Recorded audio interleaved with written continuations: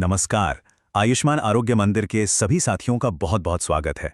अगर NQAS certification की तैयारी की बात चल रही है तो समझिए कि ये गाइड बिल्कुल सही जगह है। तो चलिए साथ मिलकर इस सफर की शुरुआत करते हैं। तो हमारा रोड मैप क्या है? देखिए, सर्टिफिकेशन तक पहुंचने के इस पूरे रास्ते को हमने 5 बहुत ही आसान स्टेप्स में बांट दिया है। हम एक एक करके इन सभी पर बात करेंगे। तो चलिए शुरू करते हैं।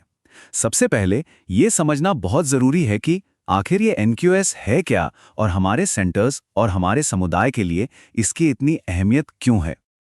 देखिए, NQAS को सिर्फ एक सर्टिफिकेट समझना सही नहीं होगा। ये उससे कहीं ज्यादा है। असल में ये क्वालिटी केयर देने का एक वादा है, एक कमिटमेंट है। ये दिखाता है कि मरीजों को बेहतरीन सेवा देने के लिए हम कितने गंभीर हैं, और इसी से तो उनका भरोसा हम पर और भी पक्का होता है। और हाँ, इस मेहनत का बहुत अच्छा नतीजा भी मिलता है। जो सेंटर्स सर्टिफाइड हो जाते हैं उन्हें हर साल 2,16,000 रुपए तक का फाइनेंशियल इंसेंटिव मिल सकता है, और ये पैसा सीधे स्टाफ के कल्याण और सेंटर को और भी बेहतर बनाने में इस्तेमाल होता है। तो अगला सवाल ये उठता है कि इस क्वालिटी को मापा कैसे जाता है। चलिए NQAS के पूरे फ्रेमवर्क को इसके छोटे-छोटे मुख्य हिस्सों में तोड़कर समझते हैं। पूरा का पूरा NQAS सिस्टम जो है ना, वो इन 8 मुख्य क्षेत्रों पर बना है। इन्हें कहते हैं एरिया ऑफ कंसर्न।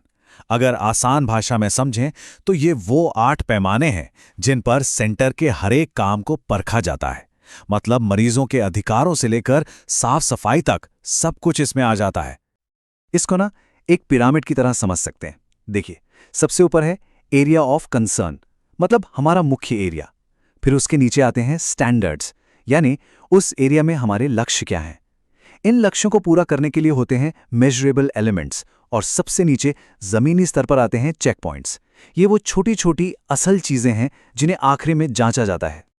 और ये चेक पॉइंट सिर्फ किताबी बातें नहीं हैं, ये वो असल चीज़ें हैं जिन्हें कोई भी असेसर सेंटर में आकर देखेगा। बहुत ही सीधी सीधी चीज़ें, जैसे कि क्या मरीजों की प्राइवेसी के लिए पर्दा लगा है, क्या कोई शिकायत पेटी है, ये सब। ठीक है, तो अब तक हमने नियम कानून समझ लिए। अब असली सवाल ये है कि हमारा अपना सेंटर इन मानकों पर कहाँ खड़ा है, और यहीं से सेल्फ असेसमेंट का काम शुरू होता है। यहाँ सबसे ज़रूरी बात यह है कि हम असेसमेंट के प्रोसेस को ही ठीक से समझ लें। सोचिए, अगर हमें पहले से पता हो कि असेसर क्या देखने वाला है, कैसे जांच करने वाला है, तो आधी तैयारी तो हमारी वहीं हो जाती है ना? असेसर जो हैं वो जानकारी इकट्ठा करने के लिए मुख्यतः 4 तरीके अपनाते हैं, तो हमें इन चारों ही मोर्चों पर तैयार रहना होगा। अब बात करते हैं स्कोरिंग की। इसका तरीका बहुत ही सीधा सा है। हर चेक पॉइंट पर या तो 0 मिलेगा, या 1, या फिर 2। सीधी सी बात है। हमारा लक्ष्य है कि हम हर मानक पर पूरी तरह से खरे उतरें और ज्यादा से ज्यादा पॉइंट्स में 2 का स्कोर लेकर आएं। जब हम अपना सेल्फ असेसमेंट करेंगे तो ये तो पक्का है कि सुधार की गुंजाइश कहीं ना कहीं जरूर दिखेगी, और ये बहुत अच्छी बात है, क्योंकि ये अगला फेज इन्हीं कमियों को एक्शन में बदलने का है। देखिए, कमियों को पहचान लेना तो बस पहला कदम है। असली काम तो उन्हें दूर करने का है, और इसके लिए एक सिस्टमैटिक एक्शन प्लान बनाना बहुत बहुत जरूरी है, ताकि हर काम समय पर हो और सही तरीके से हो। ये जो टेम्पलेट है ये ऑफिशियल गाइडलाइन से ही लिया गया है और बहुत प्रैक्टिकल है। इसमें हर कमी के लिए हमें उसका मूल कारण पता करना है, फिर उसे ठीक करने के लिए क्या एक्शन लेना है ये तय करना है, किसकी जिम्मेदारी होगी, और सबसे ज़रूरी, काम कब तक पूरा होगा इसकी एक डेडलाइन भी सेट करनी है। लेकिन एक सवाल और है, हम ये कैसे पक्का करें कि जो सुधार हम कर रहे हैं वो बस कुछ दिनों के लिए नहीं बल्कि लंबे समय तक टिके रहें। इसके लिए क्वालिटी मैनेजमेंट में एक बहुत ही पावरफुल टूल का इस्तेमाल होता है। इसे कहते हैं PDCA साइकिल। P मतलब प्लान, यानी पहले योजना बनाओ।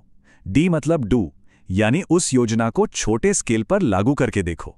C मतलब चेक, यानी नतीजों को जांचो, देखो कि काम बना या नहीं। और A मतलब एक्ट, यानी अगर सब ठीक रहा तो बदलाव को बड़े पैमाने पर लागू कर दो।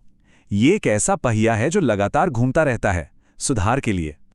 तो इतनी सारी तैयारी, इतनी मेहनत, इन सब के बाद हमारा फाइनल गोल क्या है? आखिर हमें पहुंचना कहां है? चलिए अब ऑफिशियल सर्टिफिकेशन के जो मापदंड हैं उन पर नजर डालते हैं। ये स्कोर कार्ड ही हमारी फिनिश लाइन है। इसमें साफ साफ लिखा है कि सर्टिफिकेशन हासिल करने के लिए वो कौन से 6 जरूरी क्राइटेरिया हैं और उनमें कितना स्कोर लाना जरूरी है। तो मोटे तौर पर हमें इन टारगेट्स पर फोकस करना है, ओवरऑल स्कोर 70% से ज्यादा होना चाहिए। हर एक एरिया ऑफ कंसर्न में कम से कम 60% स्कोर करना है और मरीजों का सेटिस्फैक्शन स्कोर भी 60% से ऊपर होना जरूरी है। तो सार यही है, सफलता का मंत्र क्या है? टीम वर्क, समय से पहले तैयारी शुरू करना और हर सुधार का प्रॉपर डॉक्यूमेंटेशन। अकेले काम करने से या आखिरी मिनट का इंतजार करने से बचना होगा। तो अब जब ये पूरा रोड मैप सामने है तो सवाल ये उठता है कि इस सफर को शुरू करने के लिए हमारी टीम पहला कदम क्या उठाएगी। अपनी टीम के साथ बैठकर इस पर जरूर बात करनी चाहिए और पहला एक्शन तय करना चाहिए। और आखिर में बस एक बात हमेशा याद रखनी है कि गुणवत्ता एक सफर है, मंजिल नहीं। ये पूरी प्रक्रिया सिर्फ सर्टिफिकेशन पाने के लिए नहीं है, बल्कि लगातार सुधार करने की एक आदत, एक कल्चर बनाने के लिए है, जिसका सीधा फायदा हमारे सेंटर में आने वाले हर एक मरीज को मिलेगा। बहुत बहुत शुभकामनाएं।